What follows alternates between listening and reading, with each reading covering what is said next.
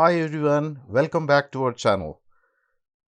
In our last video, we discussed about the 5 tips to prepare for an interview, and this video we are going to discuss about building your resume. But before that, you need to learn to ask yourself. Learning to ask yourself is very important because your preparation is not the answers you have learned, but the questions you have learned to ask yourself. As rightly told by Bill Watterson, an American cartoonist, your preparation for the real world is not in the answers you have learned, but in the questions you have learned to ask yourself. But what to ask about myself may be a big question itself. For that, you need to define your professional personality, which depends on 4 important parameters, that is, ambition, attitude, achievements, and aptitude. So, you need to ask questions yourself whether you are really ambitious and what kind of a person you are, and what are the milestones of success in your bucket of achievements, and what do you have in the treasure of your aptitude. Ambition, you need to ask, what are my goals, long or short? May it be a long term goal or a short term goal, it doesn't matter. And what am I passionate about? Is it solving puzzles, playing chess, or other indoor games or outdoor sports, whatever it is? All that you need to do is how to impress the interviewer and attract him so that you are easily shortlisted in the interview. And the achievements, you need to understand what exactly your success milestones. So recollect your milestones of success. What are the awards and titles that you have got, and do you have any academic merits and any technical certifications or professional certifications, or maybe the certifications of appreciation. It need not be the highest merit that you have got, or it need not be the gold medal only. Maybe the big or small, whatever is achievements, even a mere participation for any program, maybe like organizing a program or a tech fest or participating in a hackathon, would suffice to add into your list of achievements, which would really give a very good impression, and that makes you outstand in the resume, and it makes the interviewer pick out your resume for shortlisting and getting the first entry to the interview. And need to understand your attitude. You need to ask yourself, do I spend quality time on something productive? If the answer is yes, you are hardworking.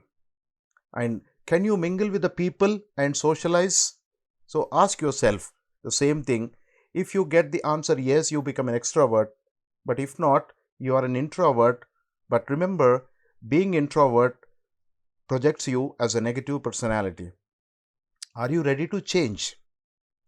May it be in the working environment, or the timings, or the relocation, whatever. So if your answer is yes for change, then you become adaptable. In fact, being adaptable makes you the best personality, and that is very much important to get a position in any organization.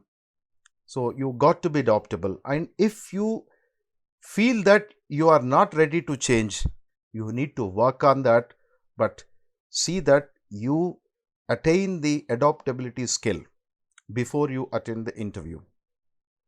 How long do I take for learning? If your answer is quick, you become a quick learner, which is very important. So if though you may not have any experience, if you are a quick learner, you have more chances of getting shortlisted. So work on learning and quick learning as well. Do you take initiative for any conversation or a social activity, or have you volunteered anywhere? You need to ask yourself, and if you say yes for the answer, then you become participative, because people are looking for proactive persons. And the most important thing in your resume, and that gives the higher weightage to your resume, that is aptitude. It's nothing but your skills and talents. So where do you stand out? You need to ask yourself, do I really stand out? Do I have any outstanding performance? So what is the standard of my skills? May it be in core technical skills, engineering, or general, whatever. And verbal aptitude. So how are you good in your language skills? And general information technology skills, may it be programming languages or basic computer skills, and general skills like problem solving, logical aptitude, etc. Now, if you have all these skills, you may not be having all the skills that are mentioned. So whatever the skills that you have, understand exactly the skills and do mention the skills in your resume. So once you have understood about yourself, you need to start writing your resume, but remember to build up a quality resume which depends on formatting, the content, and the language. Obviously, the content must contain all these things in a sequence, and here we are looking only at the basic resume format for a fresher. It's not for an experienced. For the experienced persons, we discuss about the formatting and other aspects in our next videos that are coming shortly. So this is a very basic format for a fresher. Heading, your career objective, academic credentials, internship and project. So take care that you do not add address in the beginning. Address must be added in the end in the personal contacts. In the beginning, the page, you need to add only your name, your tagline, email ID and contact number.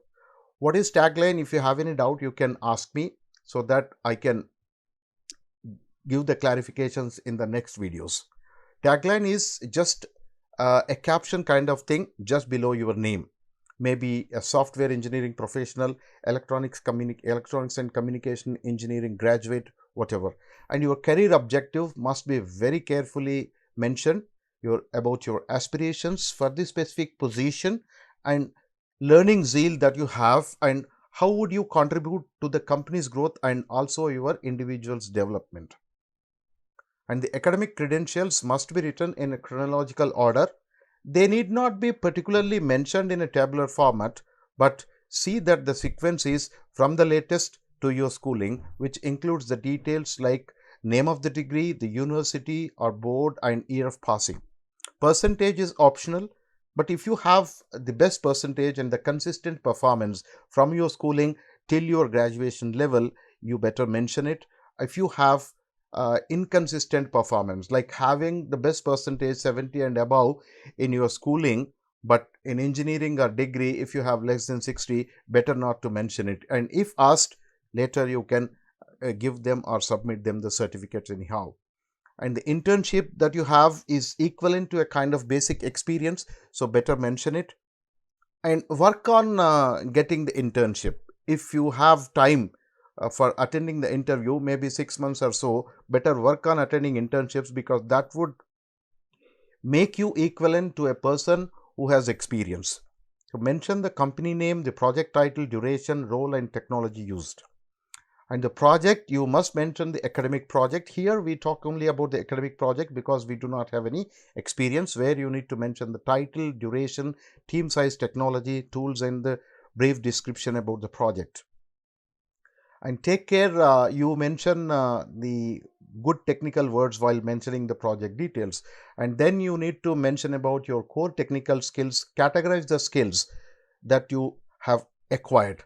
May it be an IT skill. When you mention the IT skills, what are your programming languages, maybe your testing tools knowledge, or the operating systems knowledge, or the basic MS Office kind of knowledge, that which you can mention in the general technical skills, or the knowledge of basic engineering, which is required for any kind of engineering that you attend. Basic engineering skills are sometimes asked in an interview to make their task easy for screening the candidates. It's not that they really require all basic engineering skills, but sometimes you may be questioned in basic engineering skills as well. Though you are civil engineering, you may be asked about computer skills or maybe electronic skills, because they want to screen the candidates easily. Then the strengths, you need to mention about your attitude, how hardworking you are and adaptable, which you have already understood about yourself. And hobbies, be very brief. Do not mention too many hobbies. you can just mention 2 or 3. But remember, it's better that you match your hobbies that you're mentioning with the strengths that you have mentioned earlier. And the personal profile must contain the father, mother, date of birth, gender, passport details, address, and alternate contact number as well. Reference is optional, it is not necessary, and only if asked you need to mention. Declaration is not at all necessary, and if it's a manual copy that you're submitting, you better mention your name below the signature in the brackets. The format must be very simple. It should be maximum of 2 pages, not more than that. And the page layout should be very simple in A4 size portrait. Don't go for a legal big size paper. Justify your alignment. And the font size should be very simple, 12 times New Roman. Better avoid the cap letters or the uppercase letters. Subheadings must be of the same font and bold.